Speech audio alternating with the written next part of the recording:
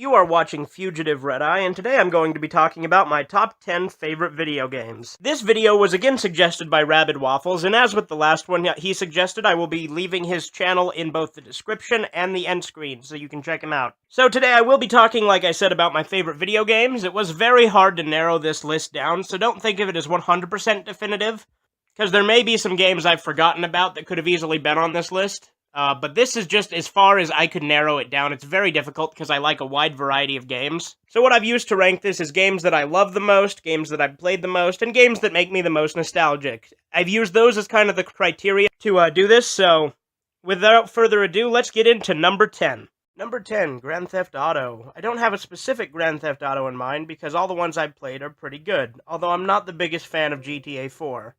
I'd have to say, on nostalgia-wise, I'd have to say my favorite's probably Grand Theft Auto San Andreas, or possibly GTA 3 or Vice City. I played all of those quite a bit, although I think San Andreas is the best of those three gameplay-wise. But overall, my favorite Grand Theft Auto is probably Grand Theft Auto 5, if I'm being perfectly honest. I played Grand Theft Auto at a very young age. In fact, I was probably way too young to play it. In fact, my parents didn't want me to, but luckily, I had someone who let me play it. So I played Grand Theft Auto quite a bit as a kid and later on in life. For a while I got into Saints Row thinking it was better, but then I replayed Grand Theft Auto and realized Saints Row can't hold a candle to it. Especially with how disappointing Saints Row 4 was, and honestly, I would say Saints Row 3 is also kind of disappointing, even though it was the first Saints Row I played. Going back and playing 1 and 2, 3 is kind of a disappointment. But I digress. Grand Theft Auto is a great game. It's a game that's very violent and very controversial, but that's one of the reasons it's so good. You can go around and shoot people if you want, run people over, you can blow up cops, shoot the military, but you don't have to do most of that. In fact, a lot of it just involves you going around doing missions for mob bosses in the earlier games, and later on for your street gang in San Andreas, and in GTA 5 you're pulling off heists. Anyway, that's all I have to say about Grand Theft Auto. Let's move on to number 9. Number 9, Gears of War. And not just one specific Gears of War, just the Gears of War series as a whole. Gears of War is an absolutely fantastic series, and if you haven't played it, I highly recommend it. Basically what it is it's a sci-fi third-person shooter taking place on a planet called Sierra. A planet where humans had lived fine until Emergence Day, when the Locusts, an underground race of weird-looking monsters that kind of look humanoid but also kind of look really fucked up, emerge from under the ground and attack everyone. You play as Marcus Phoenix, a COG Gear, which is part of the Coalition of Ordered Governments, or the COG, and Gear is the title. Basically, he's a soldier, but he's been disgraced and thrown in prison for years. You do play as other characters in some of the games. For instance, if you're second player in most of them, you play as Dominic Santiago, his best friend and basically like a brother to him. And in the later games, Gears of War 4 in particular, you play as Marcus's son. Also in Judgment, you play as Baird, and I'm not the biggest fan of Judgment, but I do think it is still a pretty fun game. One of the funnest things about Gears of War is hacking enemies to death with your chainsaw attached to your Lancer. It's fucking awesome. This game has a pretty good story, lots of gore, lots of fighting, lots of action. It's really fun. I'd say story-wise, I probably prefer the first game over any of them, because I like all the levels with the krill and stuff. But gameplay-wise, definitely the second one is probably my favorite. Although I also do like some of the variants and the conclusion to the story in the third. So like I said, it's very hard to pick which one is the best, and I also really like the fourth as well. The fourth isn't as good as the first three, but it's still pretty decent. And Judgment is an okay spin-off too, if you want to, have them all for completion's sake. Number 8, Duke Nukem, or more specifically, Duke Nukem 3D. Although, unlike a lot of people, I do like pretty much all of the Duke Nukem games, including Duke Nukem Forever. But I digress. That's not on this list. Duke Nukem 3D definitely is. I considered Wolfenstein, Doom, and Duke Nukem to be the holy trinity of old shooters, and Duke Nukem was the one that perfected the formula, adding in jumping, jetpacks, one-liners, all sorts of great stuff. And although Duke was an incredibly shallow character, that's what made him entertaining. He was sort of an amalgamation of several different action movie stars and characters of the 80s and 90s. His appearance was a straight rip-off of Arnold Schwarzenegger from Predator, whereas his personality more fits the personality that Bruce Campbell sort of gives off. And his voice is very Clint Eastwood, but deeper. And pretty much all of his catchphrases are just lines taken from 80s movies. You go through the game, killing aliens, and giving money to strippers to open their tops. You don't have to do that last one, but you can. Also, if you kill the strippers, the aliens get mad at you because they're kidnapping them and impregnating them. It's definitely the most adult and the least mature of the quote-unquote holy trinity of shooters that I talked about just a second ago. But it's a great game, and I recommend you check it out if you're a fan of classic shooters such as Doom, Wolfenstein, Quake, Marathon, things like that. Anyway, without further ado, let's move on to number 7. Number 7, Doom. Now, it's very hard to pick which Doom, because I loved all the Doom games. I actually started by playing Doom 3. And I absolutely love that one, unlike some people. It's very divided amongst the fan base, I would say. But I loved the horror feel to Doom 3, and I loved the story. However, I love the action and the gameplay of Doom 1 and 2 as well. And then, of course, there's the new Doom, which is fucking awesome as well. So again, I can't pick on one specific Doom, but since I was talking about Duke Nukem before, I'll specifically talk about Doom 1 and 2. Because again, they're part of that holy trinity of old shooters. And why do I include them both? Because they're very similar games. Doom 2 is basically just an extension of Doom 1 with some added weapons and stuff. So if you like Duke Nukem and you like Wolfenstein, Doom is just the kind of game for you. It's not quite Duke Nukem, but it's definitely got more than Wolfenstein. Although I don't personally feel that makes it necessarily better than Wolfenstein, but it definitely improves on several key elements of gameplay. With Wolfenstein, you kill Nazis. In Doom, you kill demons. And in Duke Nukem, you kill aliens. Like I said, the first Doom I played was Doom 3, although I did play 1 and 2 as well, because I played the limited edition of Doom 3 on the Xbox that had all 3 of them on it. I absolutely love Doom, and I recommend you check it out if you love classic shooters, and if you love horror games, I recommend Doom 3. But let's move on to number 6. Number 6, Wolfenstein 3D. Wolfenstein 3D was the first video game I ever played. And once again, it's one of those holy trinity shooters I talked about earlier. When I first played Wolfenstein 3D, it was on a DOS computer using a floppy disk that my dad had. I was 5 years old when I played the game, and I didn't know what it was called, so I simply referred to it as the shooting game. Of course, when I got older, I actually downloaded it on Xbox Live. I downloaded the trial first, and that got me really into it, so then I bought the full game and played through it then.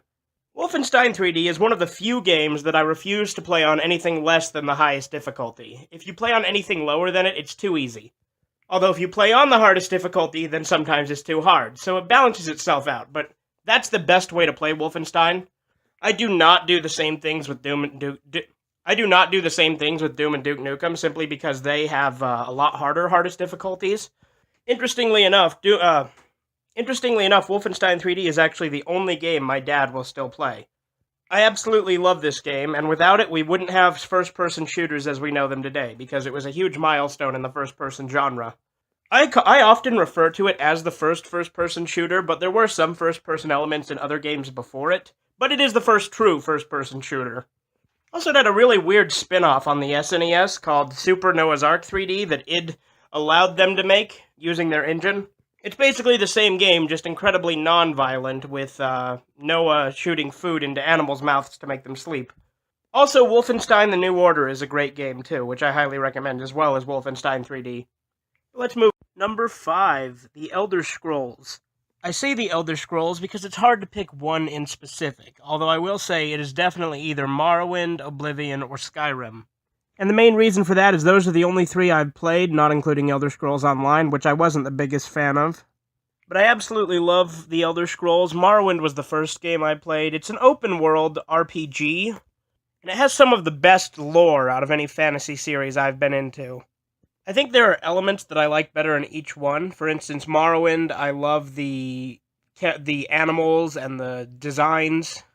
And I love how you can kill people that are relevant to the main quest, but it'll tell you that you did, so it says you can stay in the Doom world you created, or reload. And then I love the mountains and the snow in Skyrim, and I love how much easier it is to become a werewolf in Skyrim than it is in Morrowind, because it's fucking hard in Morrowind.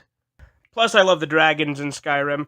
And then with Oblivion, I absolutely love the different areas and the many different factions you can join.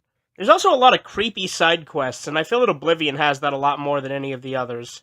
But if you've never played The Elder Scrolls, you're doing yourself a disservice, and I recommend you pick it up. Any of those 3 that I mentioned are fantastic games. Let's move on. Number 4, Banjo-Kazooie and banjo-tooie. Banjo-Kazooie and banjo-tooie is a 3D platforming video game series created by Rare.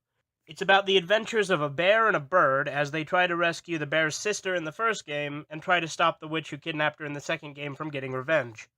These games are fantastic, and although there are more banjo-kazooie games such as Gruntilda's Revenge, Banjo Pilot, and that god-awful banjo-kazooie Nuts and Bolts, Banjo-Kazooie and banjo-tooie are by far the two best of that series. It's a fun and somewhat challenging platformer that I've played through many times and don't get sick of. If you've played Rare's other games, such as Donkey Kong 64, Donkey Kong Country, Conker's Bad Fur Day, and many others, then you'll know what kind of platforming game it is, relatively. It was part of the Nintendo 64's golden lineup of platformers that they had, and was part of the collectathon genre, which is pretty much dead, although Yooka-Laylee did try to bring it back with mixed results. I personally have not played Yooka-Laylee that much. I have played the beta back when they did that, and I'm thinking about getting the game at some point, but I've been holding off on it to wait until it gets a little bit cheaper. But Banjo-Kazooie and Banjo-Tooie will always have a special place in my heart, and definitely are a great game if you like classic platformer. Number 3, Star Wars Knights of the Old Republic. Star Wars Knights of the Old Republic was my first exposure to RPG video games, and I absolutely loved this game. I remember playing it over and over again, and accidentally discovering the Galaxy Droid when I was younger. And at the time, I couldn't find any videos about it. Granted, YouTube wasn't really a thing back in those days. And the first time I found the Galaxy Droid, I was stupid and didn't, save within the ship with the Galaxy Droid there.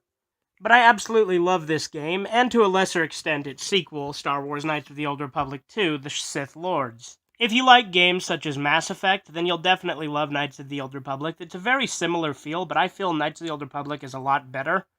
I'm also doing a playthrough of Knights of the Old Republic on my channel at the moment, so if you're interested, I will leave a link to that, most likely in the description of this video. But it's a great part of the Star Wars universe, and in fact is my favorite part in the Star Wars universe, so if you haven't played it and you like Star Wars and you like RPGs, I definitely recommend checking it out. Let's move on. Number 2, Halo. Or more specifically, the Halo games released by Bungie. Again, I can't decide between the ones released by Bungie. I'd say the original trilogy, all three are equally good.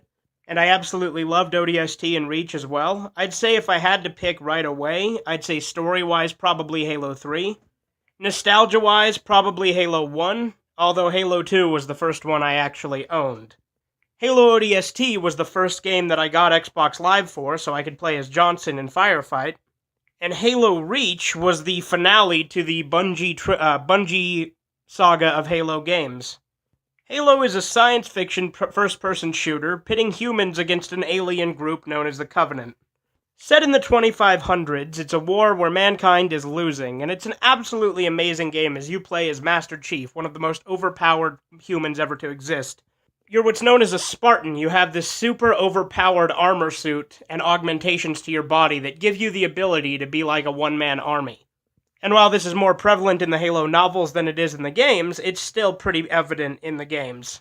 Like I said in my episode of Nostalgic Gaming Stories, I always had an obsession with team killing in the Halo campaign. Or more specifically, the Halo 1 and 2 campaigns. Halo 3, I focused a lot more on, custom games, where we'd play a bunch of really cool custom games with, a group of, 16 people.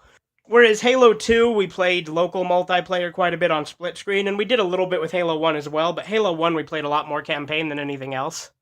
Halo 3, like I said, there was the custom games as well as matchmaking, and the campaign, of course. Halo ODST, obviously I played a lot of campaign. I also did play a lot of Firefight as well. And Halo ODST was the first non-Xbox Live Arcade game that I got all of the achievements on. Halo Reach, again, I played a lot of matchmaking. In fact, Halo Reach is the one I'd say I was the best at matchmaking, although I'm not that great a player overall. Halo Wars is also a really fun game, but it's a very different game because it's a strategy game, and it's also not made by Bungie, it's made by Ensemble. And Halo 4 I still like, but it's not as good as the original 3, and 5 is even worse than 4 story-wise, but multiplayer-wise it is better. So Halo 2 will always be one of my all-time favorite games, but there is one game that I do feel beats it, and let's move on to that, but first, some honorable mentions. First up for the honorable mentions, we have Donkey Kong 64. This was another platformer game similar to Banjo-Kazooie. It just barely missed being on this list, but it is an absolutely fantastic game that is also very underrated. Next up, we have Ape Escape. Ape Escape 1, 2, and 3, but particularly 3, because that's the one I did play most as a kid. It's a game where you go around catching monkeys, and it's a whole lot of fun. Next up is Mario 64, again another platformer, and again another great game for the N64. Next up we have the Telltale games, specifically The Wolf Among Us, but every one I've played I've enjoyed. There are countless other great games that could have been on this list, but like I said, I only limited it down to 10, but that's what the honorable mentions are. Let's move on to number 1. And finally, we have number 1, Conker's Bad Fur Day. This was by far the best game Rareware has ever made, and by far the best game on the Nintendo 64, and as you can tell by the fact that it's at number 1, in my opinion, by far the best game in existence. Conker's Bad Fur Day initially entered development as Conker's Quest, or 12 Tales Conker 64, before completely being reimagined as Conker's Bad Fur Day. It initially started as a cutesy platformer like banjo-kazooie, but was completely changed when people said Rare was a one-trick pony. And while I would have been fascinated to see 12 Tales in its original form, Bad Fur Day was much better, and in fact is an amazing game that I definitely recommend you check out. Again, this one's not for kids. It's got plenty of violence, innuendo, almost nudity, but I wouldn't say it has nudity, honestly. Unless you count bare ass, which you do get to see the bare ass of the caveman boss, Bugga the Nut. But you play as a squirrel that got drunk and winds up in a place he's not familiar with, and you're trying to find your way home and make some cash along the way. This game parodies a lot of movies and has a lot of cultural references of its time. The first time I played Bad Fur Day, I was 7 years old and I was at my cousin's house, and we played Heist, which is a multiplayer mode. From that point, I became obsessed, and I had to have the game. Of course, it would be several years before I actually owned a copy of my own to tide me over in the meantime. I got to play it whenever I went over to Super Dantastic's house, and then I would later get the Live and Reloaded, which is the Xbox remake of Bad Fur Day. I got the demo to that. So I played the demo over and over again until I finally got Bad Fur Day and completed the game multiple times, and then I would later go on to acquire a copy of Live and Reloaded for the Xbox as well. I also got Diddy Kong Racing just because it was the first game to have Conker in it, plus it's a pretty decent kart racer. And I got the Game Boy game Conker's Pocket Tales. I became so obsessed with Conker that I created a giant file folder filled with pictures of Conker-related stuff. I've actually done a video on it, which I will link later. Now on my channel, I have already done a Conker's Bad Fur Day playthrough, and I'm currently working on a Live and Reloaded playthrough. In the future, I may consider doing a playthrough of Conker's Pocket Tales, but it is the most frustrating Conker game. To this day, Conker has not had a true sequel. It had a somewhat sequel in Project Spark. They had Conker's Big Reunion, but you can't play that anymore because the servers are down. And there were 2 planned sequels, Conker Getting Medieval, which would have been a multiplayer-only game, and Conker's Other Bad Fur Day, which would have been the actual sequel, taking place some 10 years later with Conker spending all the kingdom's treasury. There's also Conker Live and Uncut, which was the original envision of Live and Reloaded, but it never got released either.